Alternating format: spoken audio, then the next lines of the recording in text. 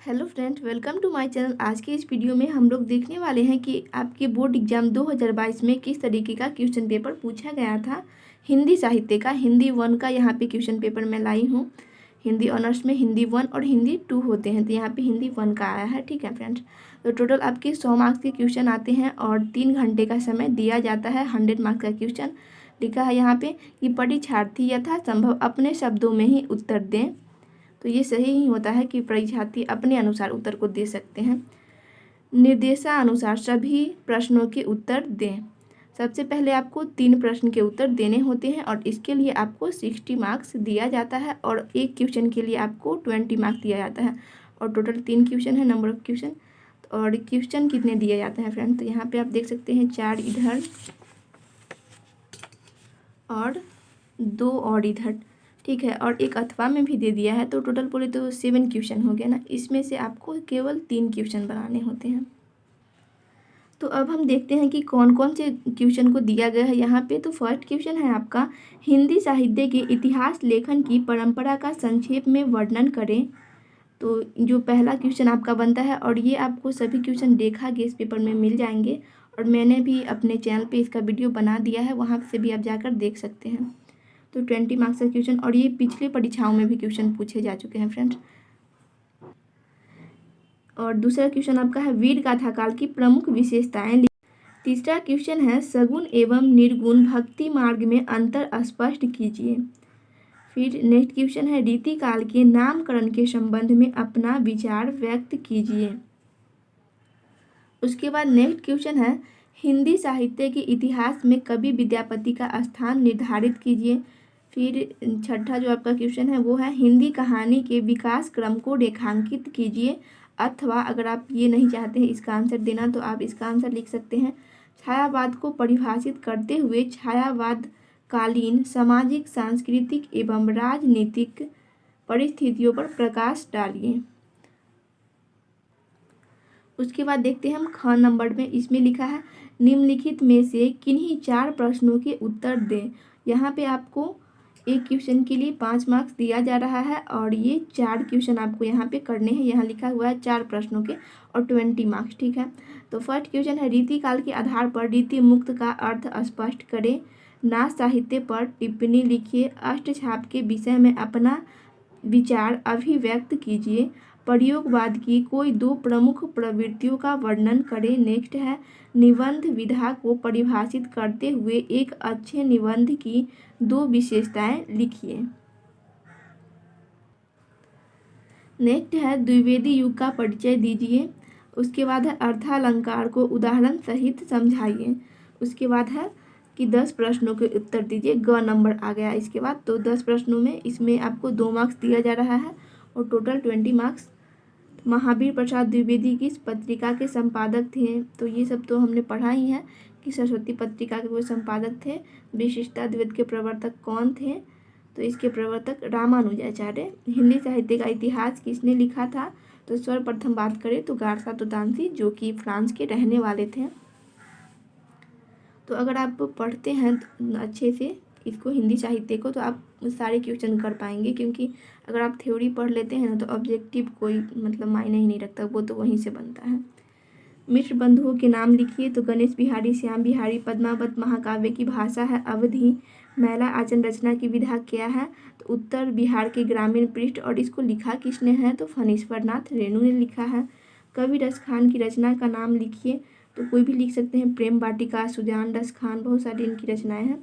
आधुनिक काल की मीरा किसे कहा गया है, तो महादेवी वर्मा को। हिंदी साहित्य की 2 गौण विधाओं के नाम लिखिए। तो काव्य गुण और काव्य शास्त्र। भारतेंदु युग के रचनाकारों के नाम, बालकृष्ण भट्ट, प्रताप नारायण मिश्र और बहुत सारे हैं रचनाकार। तो फ्रेंड्स, मैं आपको बता देती हूँ कि ये जो फर्स्ट क्वेश्चन है या फिर कोई भी क्वेश्चन है, तो इसका आंसर आपको कहाँ से मिलेगा। तो अगर आप खरीदते हो रेखा का गेस पेपर, ठीक है, यहाँ पे आप देख सकते हैं हिंदी 1 का गेस पेपर है ये 2021 का। तो सबसे पहला पेज आप यहाँ पे खोलोगे, 2018 और 20 में भी ये क्वेश्चन पूछा जा चुका है और आपने यहाँ पे देखा कि 2022 में आपका पूछा गया यहाँ पे। ठीक है ना, तो आप देख सकते हैं इसका आंसर यहाँ पे ये दिया हुआ है। ठीक है, तो आप यहाँ से इस क्वेश्चन का आंसर कर सकते हो। देख सकते हो कितना बड़ा है ये क्वेश्चन का आंसर, क्योंकि 20 मार्क्स का है ना फ्रेंड्स। फिर ये तीसरा पृष्ठ जो है इसमें भी यही है, देख लो पूरा लास्ट यहाँ तक हाईलाइट गिर गया था फ्रेंड्स, इस वजह से। तो लास्ट कुछ यहाँ होता है, यानी बहुत सारे पेज आपको लिखने पड़ते हैं। यहाँ पे 1 2 3 4 और 5 पेज, 5.5 पेज बोल सकते हैं आप इसको। लेकिन यहाँ पे मैंने अच्छे से इसको एक्सप्लेन किया है आपके लिए, ठीक है। और मैंने भी ऐसे ही एग्ज़ाम में भी लिखा था, क्योंकि लिखने का एक मेथड होता है ना कि आप डायरेक्टली गेस पेपर से ऐसे लिख दो। यहाँ पे तो आपको सबसे पहले 2 पॉइंट यानी कि 2 शब्दों का स्थान छोड़ना होता है, ठीक है। और उसके बाद यहाँ से आप लिखते जाओ। देन क्या करो कि फिर से पैराग्राफ को चेंज करो। उसके बाद आप फिर से वहीं पर से एकदम सामने से ही, बिल्कुल इसके सामने से यहाँ पे छोड़ो। और उसके बाद फिर से दूसरा पैराग्राफ आप लिखो, अगर अच्छे से लिखना चाहते हो, क्योंकि अगर अच्छे मार्क्स लाना है तो, नहीं तो लिखने वाले तो ऐसे भी लिख देते हैं। फिर आप इसका 1-2 पॉइंट यहाँ पे पॉइंट दे देना, ठीक है। यहाँ पे पॉइंट आप दे सकते हो, मैंने इसका वीडियो बना दिया है, ठीक है। आप जाकर सर्च कर सकते हो, प्लेलिस्ट बना दूँगी। उसके बाद यहाँ पे 2 पॉइंट का फिर से जगह आपको छोड़ते हुए फिर से आपको पॉइंट ऐसे दिखने से ना, ऐसे अगर आप लिखते हो एग्ज़ाम में, बोर्ड एग्ज़ाम में लिखते हो और अच्छे से पढ़ोगे तो याद भी हो जाएगा आपको, और एग्जामिनर को भी देखने में अच्छा लगता है कि नहीं विद्यार्थी ने पढ़ा है। और पॉइंट में आपको इसको लिखना है, ठीक है। चाहो तो स्क्रीनशॉट ले सकते हो। उसके बाद फिर क्रिएशन के बारे में इनकी भी बहुत बड़ी भूमिका रही है इसको हिंदी साहित्य में। सर्वप्रथम तो बोलो तो कालानुक्रम पद्धति के अनुसार, और हिंदी साहित्य का इन्होंने काल विभाजन करा, नामकरण, बहुत सारी चीज़। उसके बाद मिश्र बंधुओं का प्रयास भी बड़ा ही सराहनीय रहा है, तो सभी के विषय में। तो इसमें 4 पेज आपको लिखने होते हैं, मेरा तो टोटल 4 पेज ही हुआ था। अच्छे से एक्सप्लेन करो तो 5 पेज, इससे आना है। उसके बाद गणपति चंद्रगुप्त, इसके बारे में, इन सभी के बारे में। ये लास्ट है, लास्ट यहीं तक। इसके बाद एंड, इसके बाद अगला क्वेश्चन। उसके बाद मैं आपको बता देती हूँ सगुण एवं निर्गुण भक्ति मार्ग में अंतर स्पष्ट कीजिए। इस क्वेश्चन का आंसर आपको बोर्ड एग्जाम में कैसे लिखना है। एग्जामिनर एक क्वेश्चन को बार बार पूछता है, इसलिए मैं आपको यहाँ पे बता दे रही हूँ। हो सकता है मे बी कि एग्जामिनर का मन बदले और अगली बार भी पूछ ले, ठीक है। तो इसका आंसर कैसे लिखें, आप यहाँ पर देख सकते हो फ्रेंड्स कि यहाँ पे 2016 और 18 में भी ये क्वेश्चन पूछा जा चुका है, और एग्जामिनर एक क्वेश्चन को थोड़ा सा डिफरेंट करके पूछ सकता है। यहाँ पे देखिए, सगुण भक्ति काव्य परंपरा का विवेचन दीजिए, ये पूछा। फिर सगुण भक्ति काव्य की सामान्य प्रवृत्तियों पर प्रकाश डाले, हिंदी की सगुण भक्ति धारा की मुख्य प्रवृत्तियों पर प्रकाश डाले। आपको अगर अलग अलग तरीके से पूछे फिर भी आपको एक ही क्वेश्चन का आंसर लिखना है, ठीक है। तो सबसे पहले तो आपको एक इंट्रो में, यानी कि भूमिका बोलो तो उसके तौर पे ये आप लिख सकते हो। अगर आप चाहे तो एक पैराग्राफ बना के, मतलब यहाँ पे थोड़ा सा आपको एक्सप्लेन, ये सारी चीज़ें नहीं, केवल यहाँ मैं बोल रही भक्ति काल के विषय में और लिया कहाँ से गया, क्योंकि हम बात कर रहे हैं सगुण भक्ति धारा के बारे में, तो केवल आपको इतना ही तक लिखना है, ठीक है। उसके बाद इसको लिखते हुए जाना है आपको कि यहाँ पे जो राम भक्ति शाखा कृष्ण भक्ति, क्योंकि हम बात कर रहे हैं सगुण भक्ति मार्ग के बारे में, तो आपको याद रखना है। वहाँ पे मैंने बस थोड़ा सा दिखाया था संत के बारे में कि वहाँ पे मैंने लिखा था ना, इसलिए। उसके बाद पॉइंट आपको डालना है कि राम भक्ति शाखा कृष्ण भक्ति शाखा। उसके बाद प्रवृत्तियाँ की बात, जैसा कि आपने देखा, तो इसको प्रवृत्तियाँ को आपको पॉइंट में, और केवल ब्लैक पेन ही यूज करना है, ब्लैक या ब्लू पेन ही ज़्यादातर लोग यूज करते हैं, हम भी ब्लू ही यूज किए थे। तो यहाँ पे पॉइंट में आपको यहाँ पे लिख देना है, ठीक है। कम से कम 6 से 7 पॉइंट आपको जो भी आता है यहाँ से नहीं लिखो, आपने जो अपना नोट्स बनाया है वहीं से लिखो, लेकिन लिखो ज़रूर। फिर कि मध्यकाल में किसने शुरुआत करी इसकी, और कौन कौन से जो थे इसको आगे बढ़ाएं, इसके विषय में आपको लिखना है।